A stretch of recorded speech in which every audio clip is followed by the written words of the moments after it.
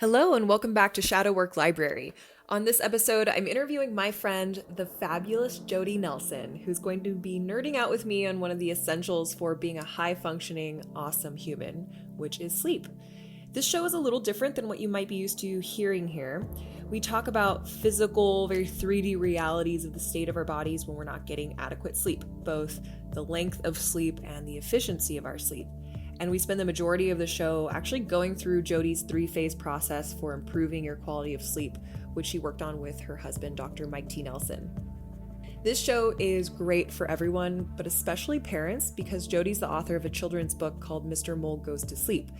This book teaches kids and their parents why sleep is so important, and more importantly, how to make that happen in simple, kind of like biohacking kinds of ways. So if you'd like to pick up a copy of Mr. Mole for yourself or some parents that you love, you can find the link in the show notes. I'll also add this in. So my microphone died on me again. This is the third Yeti mic that I've gone through in the last 5 years. So if you're listening, Yeti, what is going on, yo? So that happened right before this interview, which is why you'll hear some crackling from my earbud microphone. On the flip side, I just dropped $700 American on a really legit mic setup, so for future shows, they're going to be extra crispy. Okay, thanks for listening to that rant. Now on to sleep science. Enjoy this interview with Jodie Nelson.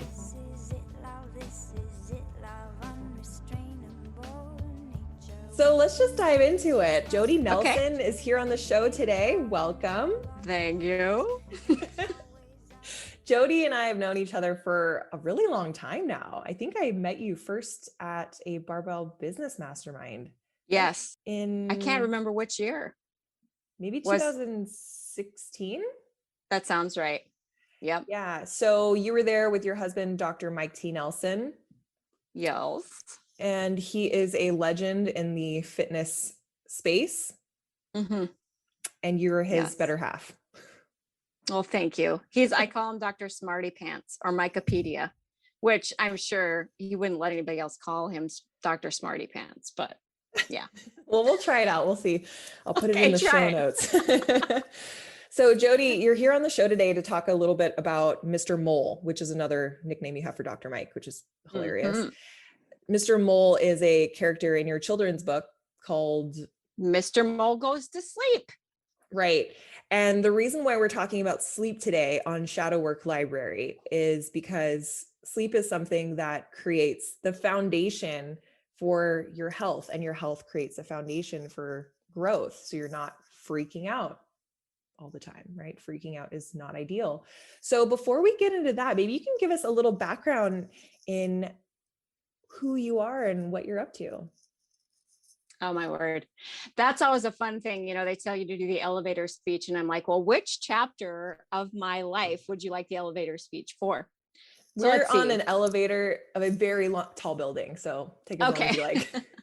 16 floors. There we go. Okay. So, all right. Originally, right out of college, I was a high school English and speech and creative writing teacher. So that was super, super fun. However, being right out of college and being a high school teacher, I was mistaken quite often for one of the students. So that was pretty funny. And, but it was a very good experience. One of my favorite things was to teach speech. We only taught it in like 9-week units. And the fun part was watching the students go from shaking in front of the audience to their end thing that they had to do was do skits in front of the student body. And they didn't have to have things memorized. I wanted to take away that, pressure off of them, but they got to dress up. They got to ham it up as much as they wanted. And to watch them blossom through that process was awesome, because I knew that no matter who they are, what they stood for, what they learned, they were going to need that skill going forward in life, because to be able to articulate their ideas, whether it's in work, whether it's in relationships. So that was a really fun thing for me to watch. And I've always geeked out over communication. I write poetry. I have, I have 2 unpublished musicals basically in my head and in my whole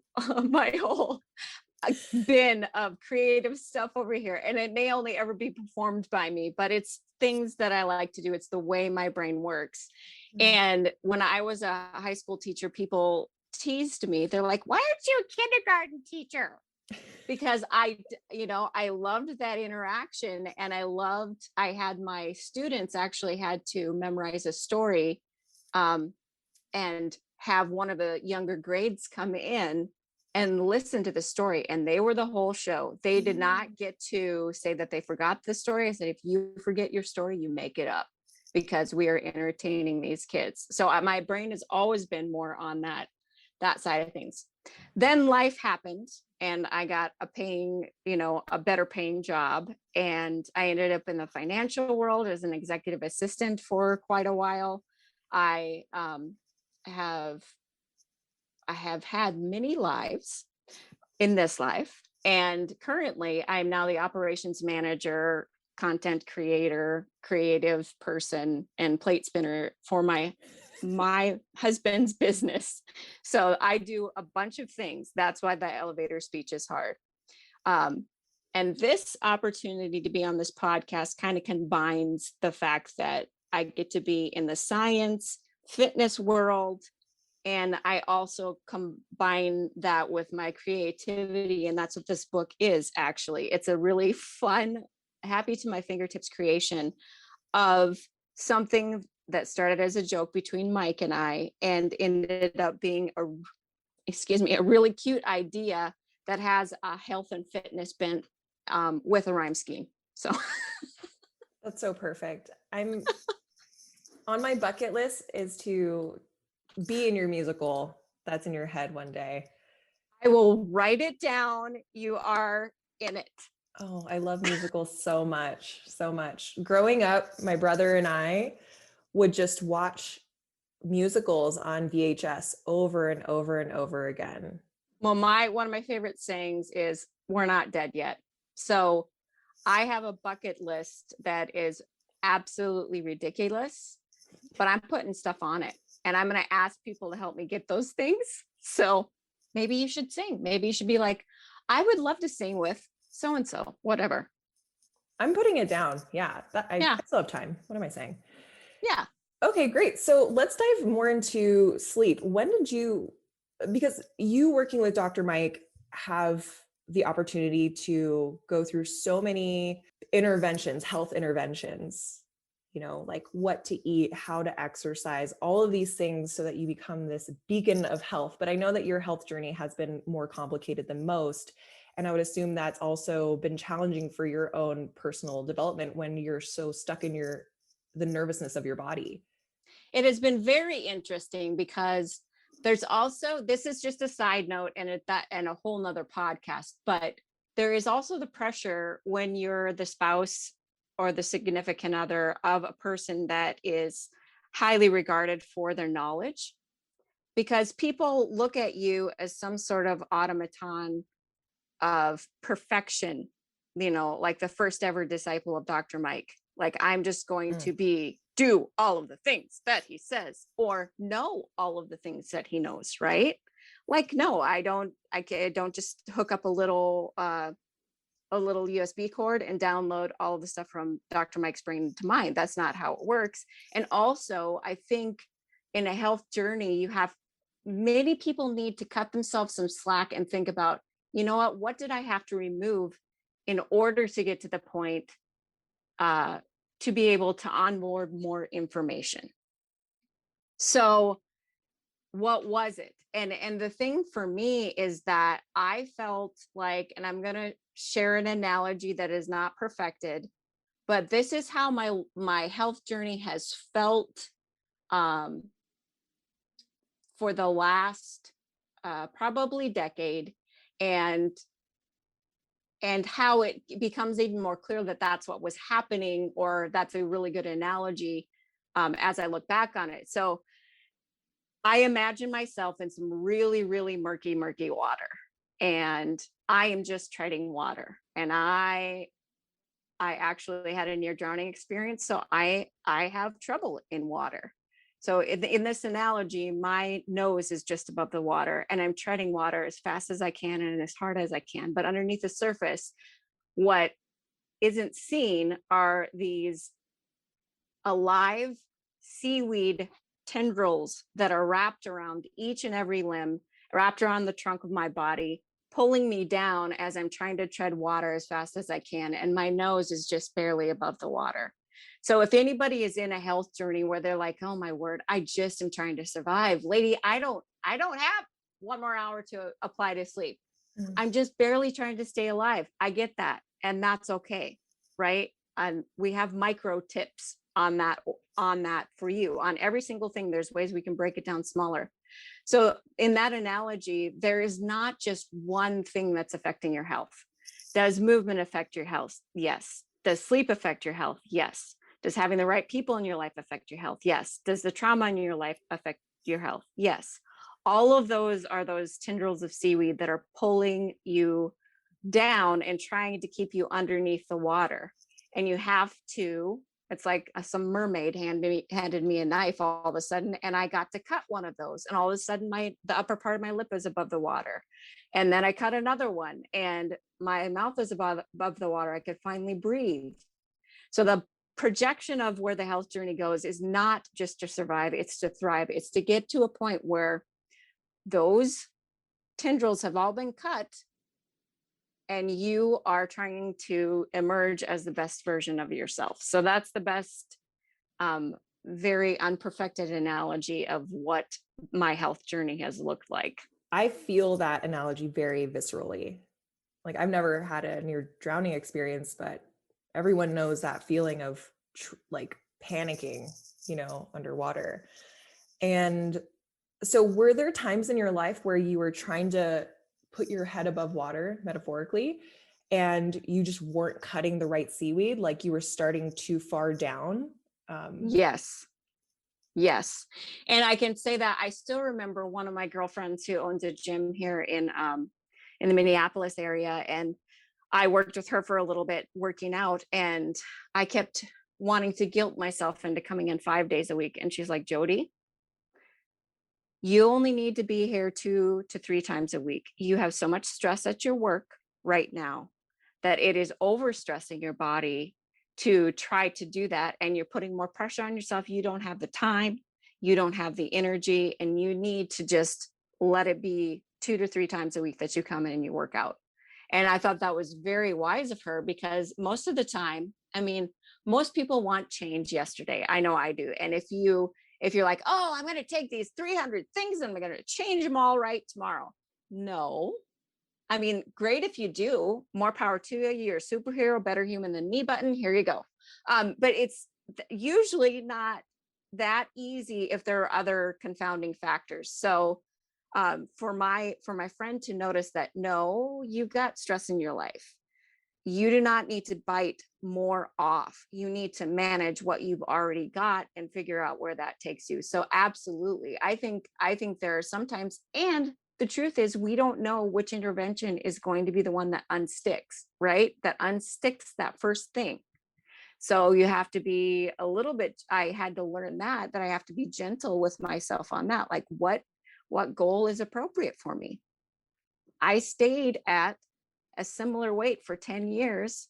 That was not a weight that I thought I didn't want to be there. And the truth is, I reconciled myself with being there, because during that time, I was able to get my body stronger. I slept more and better.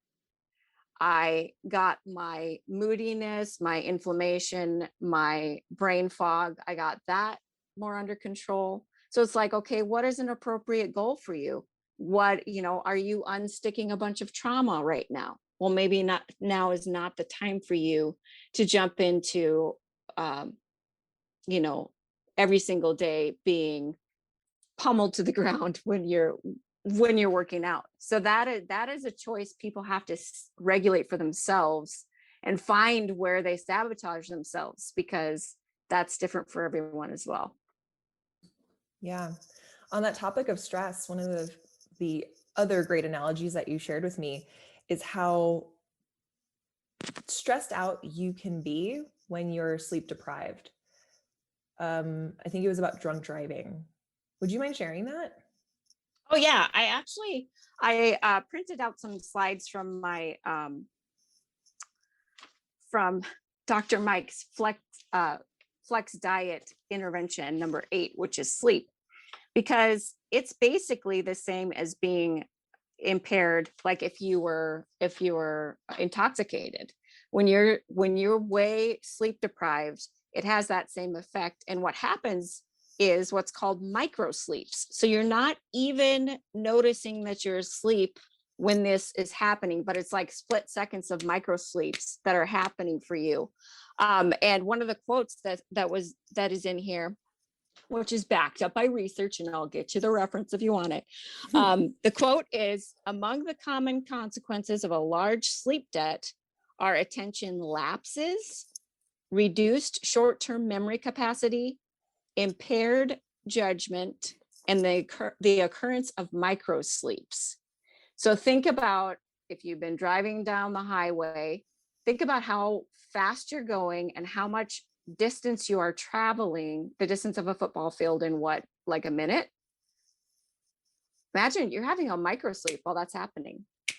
If you're really sleep impaired, and that's scary, because what if something happens? So that one was one that stuck with me a lot. I'm like, what? It's like drunk driving? Yep. Yeah. And when we think about how we as adult humans and our kids may be sleep deprived, which is more common than I think is generally accepted, right? Like, how are you operating as a human when you're having these micro sleeps? If maybe, let's say you're not driving, but you're just trying to show up for your kids or your family or for yourself, how distorting that can feel to you. Yes. So how could, because I would imagine some people listening may be thinking of sleep deprivation as pulling an all-nighter multiple times, like that classic vision of sleep deprivation. I think that's the right word. Big bags under your eyes, you look terrible. Are there more subtle signs? Like, what is sleep debt in a more like normal sense that still causes these issues? Well, I think that, and I was thinking about the way to answer that question as I was prepping for this today, and my armpits are sweating.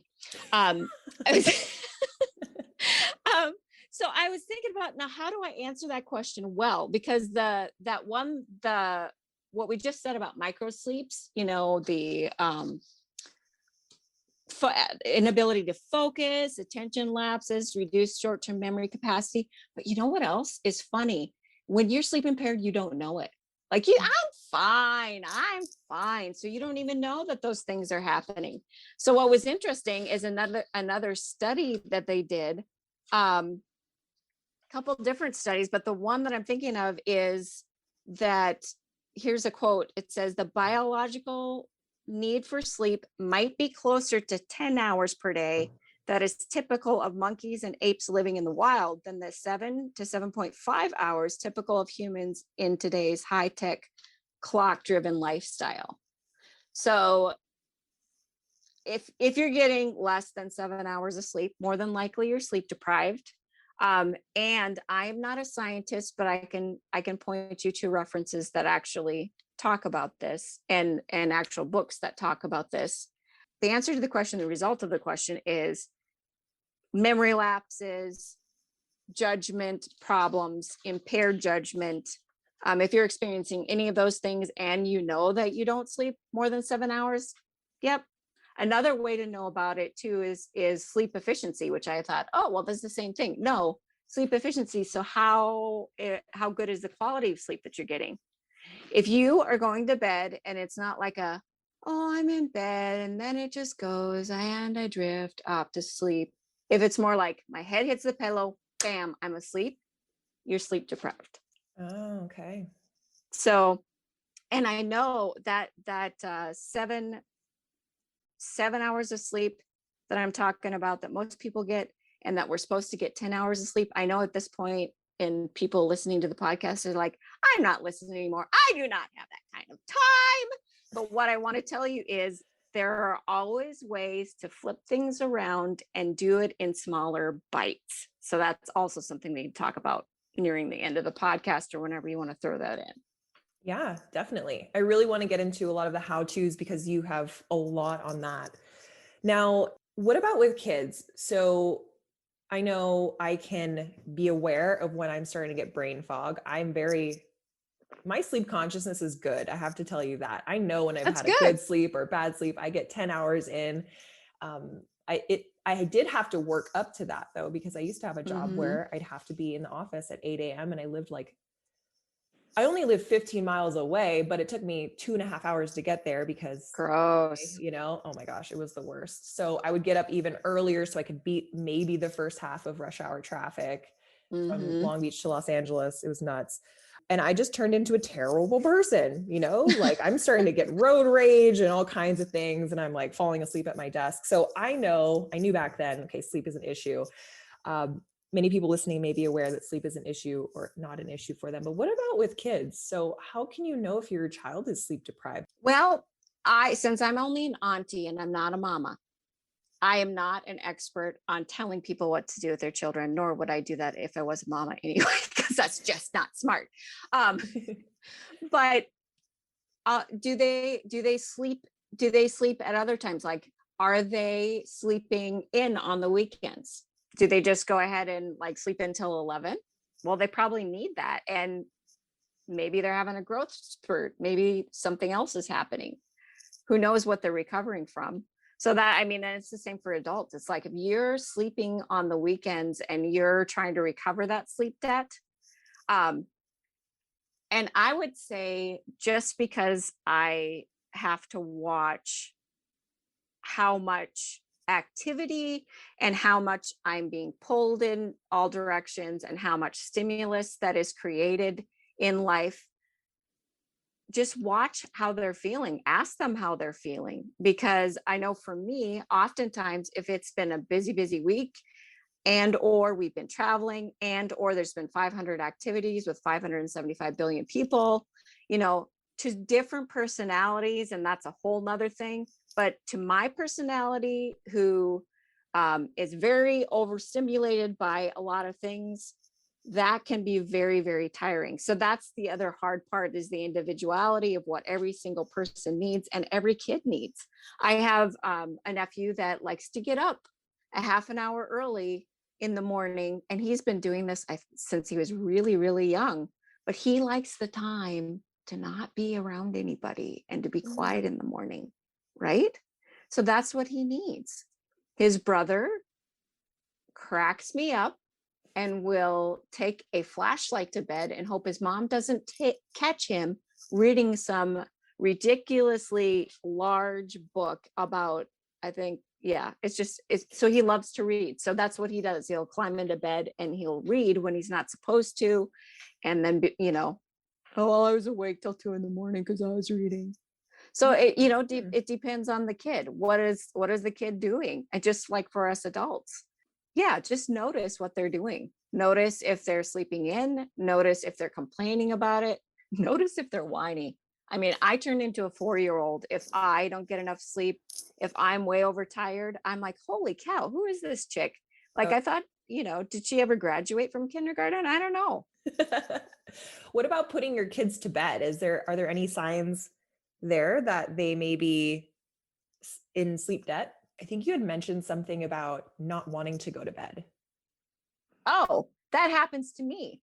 But it happens with kids too. Like watching a toddler, watching my niece or nephews be like, I'm so frustrated. Or even whose kid was I watching just the other day? And they were like running around. Like, it was like, sleep is not going to catch up to me. I know it's 9 o'clock. I'm running around the house. And like having this like spaz session, like trying to hype themselves up so they don't have to go to bed. So yeah, I mean, I think it happens to kids, and I think it happens to adults. We just think we're so much more smooth about it, which we're not. No. Especially these days where a lot of like high productivity people, entrepreneurs, are talking about how they only get 4 hours of sleep a night. Yep. And I believe them. I believe that they can do that, but that just doesn't seem healthy to me. And it does bother me when they start touting, oh, I'm up at 4 a.m. doing this and that, and I didn't get any sleep last night. And I think maybe that culture is dying off now, that we're not mesmerized by that superhero power. But being sleep deprived is just, it's no fun. It's no fun for anybody. So how about we get into some of the ways that people, adults and kids, can have a better sleep? Where would you like to start with that? Okay. So, I mean, yeah, we'll go into the Mr. Mole book, and I will give you just some little tips and tricks from Mr. Mole's research report, which is smack dab in the middle of the book. And for parents, I'll just read to you the little snippet right before the research report, because it's a very Dr. Seussical sounding book. It talks about Mr. Mole and how he's not getting enough sleep and he can't read to his kids because he's so tired. Right in the middle, before Mr. Mole's research report, it says Mr. Mole was a scientist who reads research for fun. So he looked up some sleep studies and found more than one. On the next couple pages, you can read what he found from the most spectacular studies and research around. So in this Mr. Mole's research report, this is backed up by science. My husband, of course, the science brain of us two, created this, and he did 3 phases, which I think is smart, because you can't change everything all at once. Like, your kid's probably going to say, oh my, I don't want to go to bed an hour early. I'm going to be so bored. So what are some things, not only getting a little more sleep and more sleep eventually, what are things that can help get better sleep, better quality sleep, and create that container or the environment for, now this is the ritual of the time that we're going to sleep. Doesn't even have to be declared as an announcement to the family kingdom that this is what is happening, but creating that as it's starting. So here's some really, really practical things. Drink less before bed. So if one of your goals is getting in more water, which mine always is, I still default to doing this. Later in the day, I'm like, oh my word, I didn't drink all my water. Oh, let's drink 3 pints of water right now. Yeah, not smart at 8 o'clock in the evening, because then I'm up 5 times to go to the bathroom. Really simple, really easy. Get your water earlier in the day. If you can, use earplugs or add white noise. Now, white noise is something like a fan that's going in the background, and some people really like that. That really helps them. Using earplugs is a hilarious one for me, because I don't know that this happened, but it probably could have. I started using earplugs, and in the morning I couldn't find one of them. And I swear, I think I ate it. I'm not positive, but it scared me so bad that I can hardly use earplugs again. Just stupid, but another one is create your mole hole. So create your environment for sleep. It should be dark, it should be cool, and it should be quiet. Turn off your electronics. Have you ever seen a mole with a cell phone? Well, there you go. If you have any small lights that are still on in the rooms, sometimes just covering them up either with a piece of tape or throw a towel over the top of them. Turn the digital alarm clock face down so you're not staring at it. Make sure your phone is off or in airplane mode. Pull the curtains to make it dark. And then I love this. The last 2 are go to bed and then do and repeat. So all of these things, this is in phase 1. So these are very practical. Okay, we need better quality sleep. How can we create that? Very practical ways. The dark room one for me was huge because I grew up in the city, and we have police sirens going all hours of the night. We had really bright streetlights that I remember would shine into my room. I could very well see in my room at night because of all the lights happening. I don't think I had too many electronics at the time, but it was just ambient city light coming in and noise. And I never even thought that was an issue until I moved to the country, and that complete silence was also deafening. And that's when I realized I need some white noise. But then also that darkness was really nice. So then when I would go to a hotel or something and be very, it'd have a lot of lights and the digital alarm clock and stuff, I was surprised at how poor I would sleep just with those elements there. I had read a study that was recited more or less from Dr. Jack Kruse. I don't know who did the study, but they were analyzing the photoreceptors in our skin. And so they would track the sleep efficiency of patients or people who are in these studies by taping lights to their legs and their arms, and covering them. So it wasn't coming in through their eyes, it was underneath blankets, underneath tape. And they found that they had less sleep efficiency with these lights. So our skin is actually picking up light at night, which I thought was amazing. Yeah, that is what's mind-blowing. Like one of the facts that as I was prepping for this, you have clock genes in more of the tissues in your body than you would know. Like, so chronobiology, being able to tell the time, and that does have to do with the light that's in the sky and when it appears, what level it is going into your eyes, or sorry, not level, angle, angles it is going into your eyes. Yeah. And our whole body responds to it. Think about that in a healing sense. Think about all the things that we just talked about with what we want when we go to bed. And then think about the reverse being true in the hospital.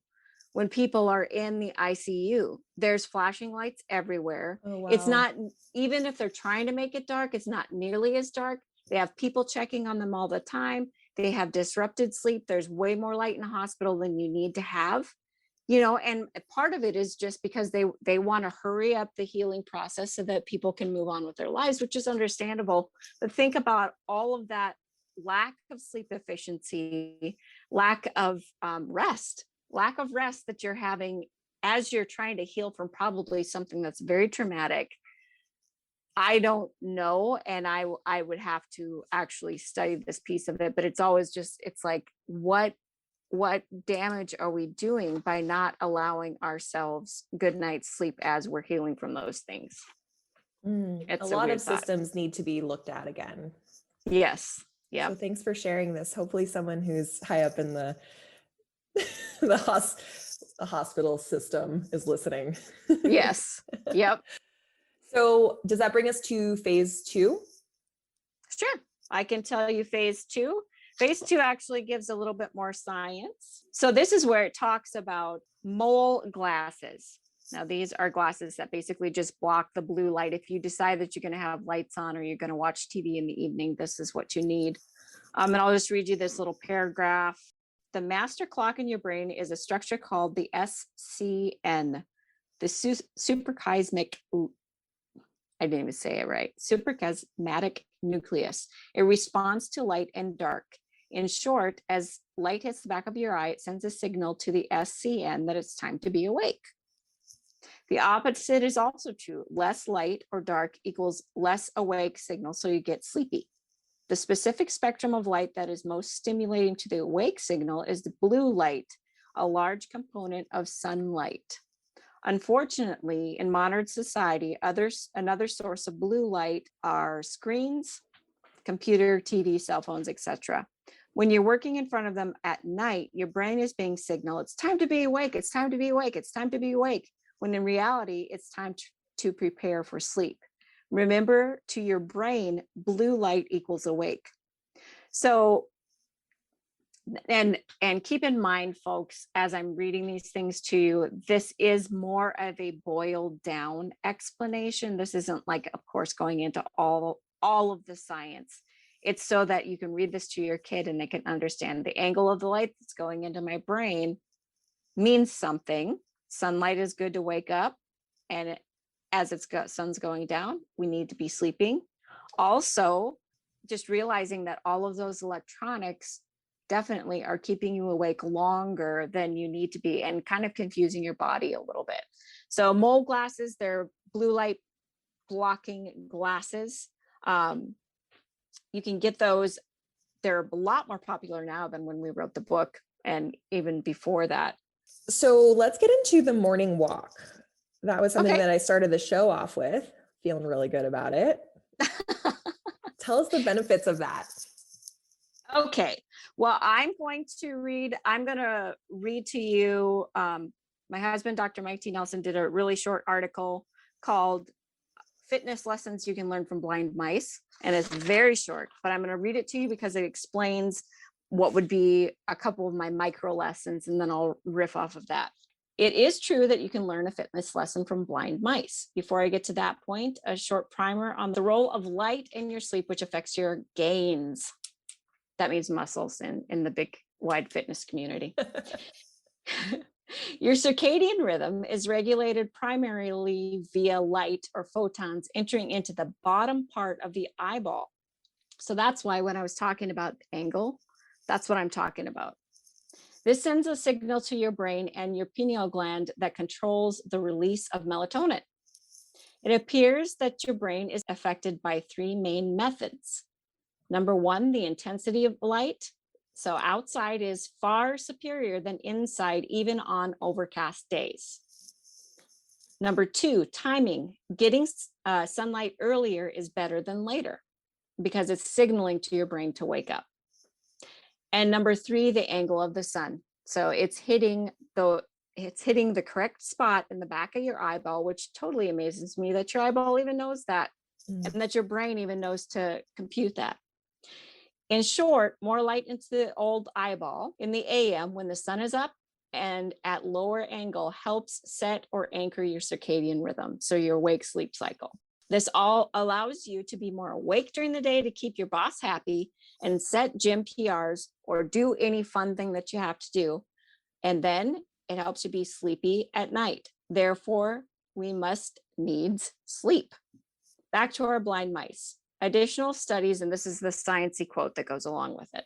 Additional studies reported that mice lacking rods and cones were still capable of synchronizing their circadian rhythms to light-dark cycles, thus demonstrating that an undiscovered pigment photoreceptor in the mammalian retina was responsible for the photoentrainment of circadian rhythms, meaning that there's more light sensors than we even thought possible. Like you're talking about your skin having light sensors. Translation, even though the mice did not have rods or cones for normal vision, they were still able to determine light-dark cycles, which enabled the research nerds to uncover a new striation in the eye, which is pretty cool.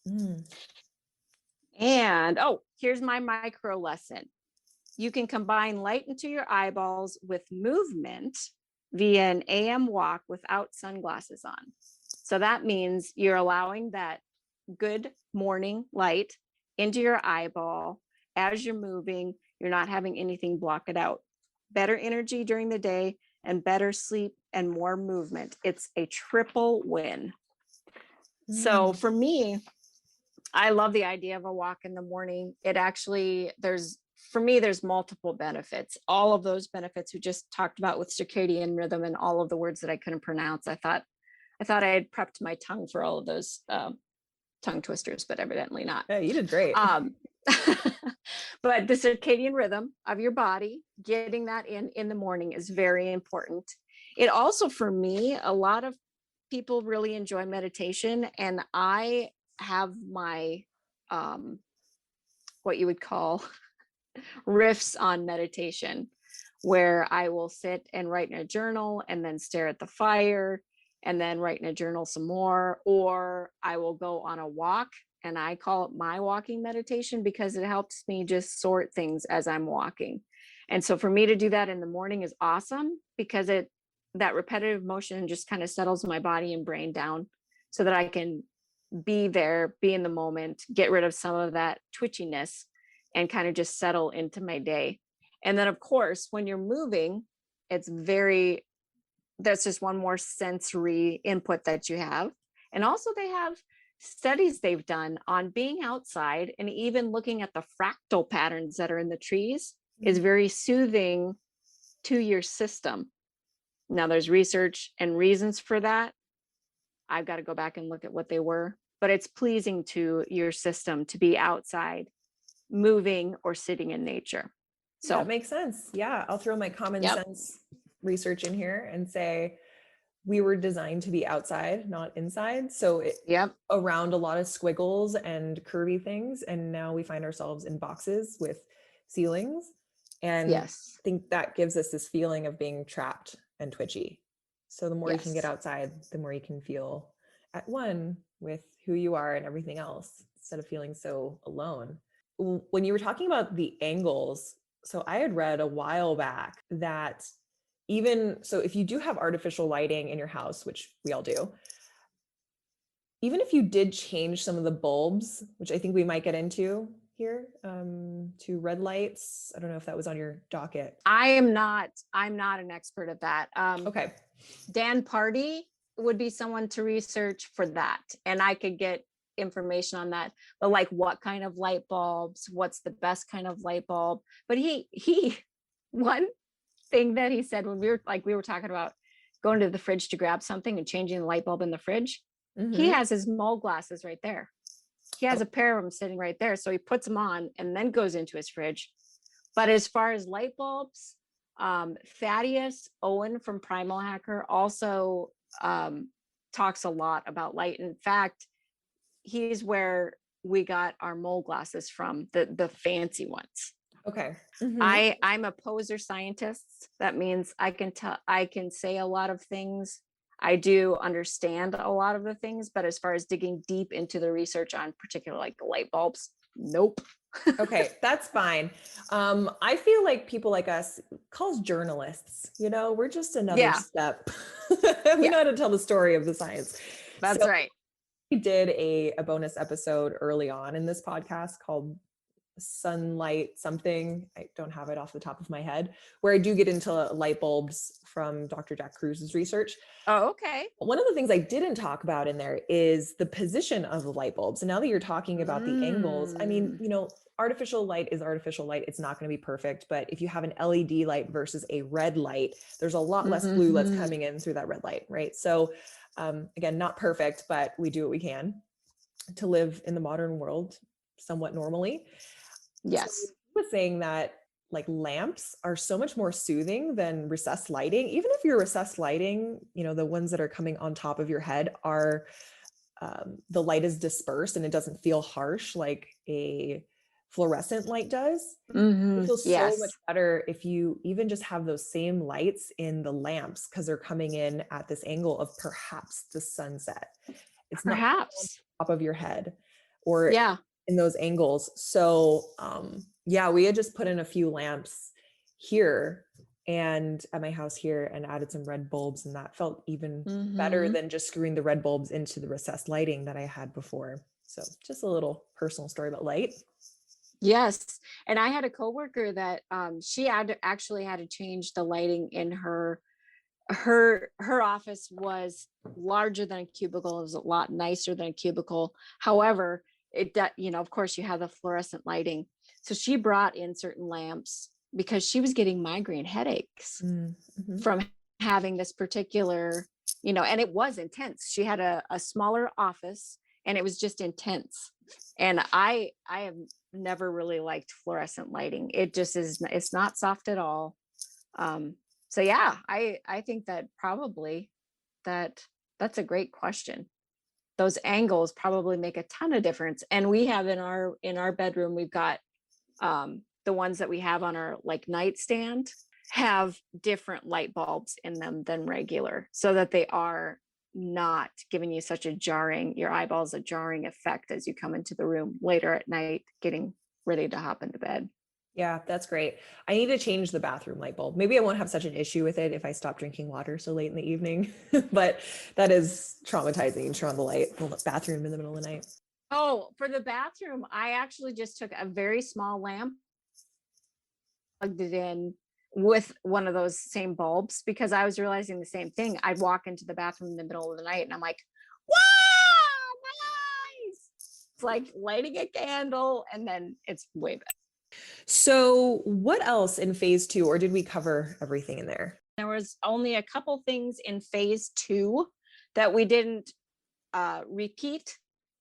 And one of them was there are programs you can put on your phone to give it a night vision or version so you can reduce the blue light emitted in the evening, less awake stimulating to your brain.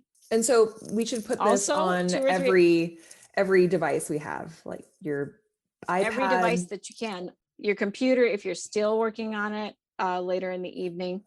Yes. I mean, I know that there are a lot of kids that are on their iPads and are watching TV and on their phones late at night. So if your child is of the age where he or she's just going to do whatever they want, like your nephew who has a flashlight in bed, maybe give them a red flashlight or just install those. Right. Yeah. Notice that whatever you're watching all of a sudden becomes less interesting. That's what I noticed. I have the red glasses that block out all blue light. And as soon as I put them on at night or when the sun's going down, I'm less and less interested in what I'm watching. And I think part of that is That's funny. that blue light is so stimulating that when you remove that, the content of what you're actually watching is less addicting. You know, you're less able to power through 4 or 5 Netflix episodes. Which is good. Yeah, very sometimes. Right. Okay, so what else do we have in phase 2? So a lot of the interesting thing is in phase 1, 2, and 3, we mentioned different things and then we mentioned them again a little bit differently. So like in phase 2, number 3 in phase 2 is darkness. About 2 or 3 hours before bed, start to dim the lights. If you still need some light for reading, shift to using low blue light bulbs, like we just talked about, that emit more of an orange or red colored light that has much less blue spectrum. And then do and repeat. So the whole goal for Mr. Mole Goes to Sleep is we do need to get sleep, and we need to realize the importance of sleep. And if we can get more sleep, that is awesome. But we also want to have better quality of sleep. I forgot to ask you, as you had proposed the 3 phases, why are they broken up into these phases? That's a great question. Basically, the reason is most of the time people aren't ready to do 5 things at once or 15 things at once, right? So breaking it up into 3 phases it's more of a practical and pragmatic way to do it. It's like, okay, for the first 2 or 3 weeks, here's what you need to work on. Work on drinking less before going to bed. Work on creating your mole hole. Okay. Then keep doing that. Add 1 or 2 of the more steps in phase 1 and keep doing that and repeat. Make it easy and then add more things. Because when you try to add too many things, like it's not a requirement that everybody go out and buy mole glasses. But the first thing that you need to do is realize the importance of sleep. How do we get better sleep? Well, drink less before going to bed. Create the mole hole, create the environment. Go to bed, go to bed, go to bed. Everybody just go to bed. So that's why we separated into 3 phases, because you don't want people overwhelmed by what they need to do. And also they might fall asleep during phase 2, and that's actually cool. Yeah. So you don't want to overwhelm everyone. okay, so is it that the things in phase 1 are the easiest in terms of behavior change, and then they get progressively more advanced? Yes, they are easy. Drink less before bed, add white noise, create your mole hole, go to bed, and then do and repeat. In each one of these phases, we say, once you are doing all 4 steps above at 90% consistency for 2 to 4 weeks, move on to phase 2. Because if you're incorporating all of those things, you're going to get better quality sleep. In phase 2, that's when we introduce, hey, here's these cool mole glasses, and this is why they work. And then you have the mole glasses, the screens solution, and then actually dimming the lights in your house. And then do and repeat. If you're doing all of the steps above at 90% consistency for 2 to 4 weeks, move on to the next phase. So basically just an incorporation, and also some of it's reiterating things that you knew before, but giving just a little bit more information scientifically too.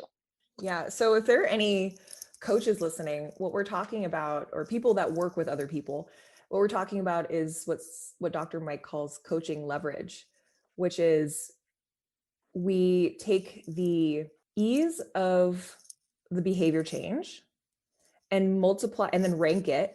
And then we multiply it by the positive impact that it'll have on your life. And you have people start with the thing that's ranked the highest. So my understanding is in his Flex Diet certification, sleep is the very last thing he has his clients working on, because it can potentially be the hardest thing to change about your life. It is definitely, because most people, everybody has a value system, and your job is important because it allows you to make money for you and your family, to be together, to do the things that you want to do, to put a roof over your head. And Mike often says this as I'm listening to him talking to his clients, about who are usually trainers, about how they're handling their clients. It's like, you don't want to make a value judgment for the other person. They need to decide what to do with their time. Yes, they know that they need to get better sleep or more sleep. But if they only have an hour to watch Netflix with their significant other in the evening, and basically they feel like that's being attacked, they don't want to, it's understandable that a person doesn't want to do that. So the whole goal with introducing the intervention is to say, okay, what can we do? What are you able to do? What are you willing to do? And let's just start with that, so that you can move forward in creating something that's better. And then when you're ready to do something, or have space to do a little bit more or a little bit differently, then we can revise. So yeah, exactly. Behavior change, but it also gives people a little bit of padding, so they don't feel like they have to change everything all at once. Yeah, definitely. So for everybody listening and you want to get better sleep, start with phase 1 and be gentle on yourself, and know that you can stay in phase 1 for a super long time if you want. Amen. But on that, let's go to phase 3. Okay. Phase 3. So phase 3 just gives a little bit more information about what you're already doing. So it talks about timing mattering.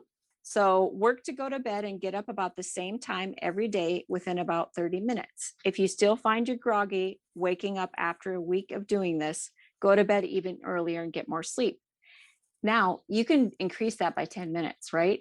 Everything, like I can increase things by 5 pounds much easier than I can increase them by 25 pounds if I'm trying to lift something heavy. Do 10 minutes. Sourcing sunlight. We talked about going on a morning walk. So how much can you get in on a morning walk? 5 minutes, 10 minutes, 20 minutes. Those things can be like little bits and bites as well. And then he also has a sleep supplement for parents only. And he goes into the reason, what it is, and the reason he chose it and what to watch for. But that's only for parents, of course. And then the last thing in phase 3 is do and repeat. So keep doing all of these things to 90% consistency for 2 to 4 weeks. After you've done all these phases, you're a certified sleep rock star that would make Mr. Mole very proud. Oh, that's so cute. And just to clarify, the supplement can be parents or non-parents, but adults? I'm sorry. Yes. Okay. I'm not even a parent. I should have said that. But adults only. Yes. Okay, this is great. So if people do want to get their hands on Mr. Mole, can you tell us a little bit about the illustrations and where they can find the book? Yes, I can. So one of the reasons this was such a fun project for me that made me so happy was all of this. I did this book just a few years ago, and I have all of my nieces and nephews at the time that are listed, or that helped with the book. So it was 2018 when I actually published it, and I list all my nieces and nephews. All that contributed to the book are listed, and then the illustrators in training who are too young are also listed. So the illustrations are different. They all have a different flair to them. That's because I wanted to include every single one of my nieces and nephews in the book, and that was super fun.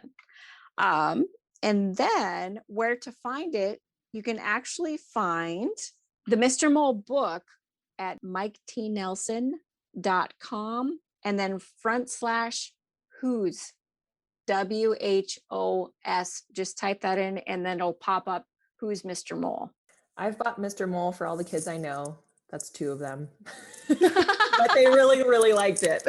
So Oh, good. That's so yeah. sweet. Jen's kids, yeah, they loved it. Oh, and I also that's got it awesome. for Aaron Guyette's kids. They also really liked it. Oh, I know. They were actually sending me pictures of Mr. Mole doing research in his lab with all these beakers and stuff. Oh my gosh. It was so cute. I'm like, this is great. They're so cute. Well, Jodie, thank you so much for coming on and nerding out with me about sleep. It's a different type of show than we usually have, and it's so important. If you're not getting sleep, if we haven't beat this dead horse into the ground yet, if you're not getting sleep, you're not going to be able to grow spiritually or emotionally or have that regulation that we all desire and that clarity that feels so good or that feeling of peace. So just getting back to the basics is really important. And that's why I'm really passionate about sunlight quality and sleep, just like you are. So thank you for coming on and nerding out with me. Of course. It was a pleasure. And I'm done sweating now. Thank you for this opportunity. Anytime. I love you, Jodie. We'll talk again soon. Love you too. Bye-bye.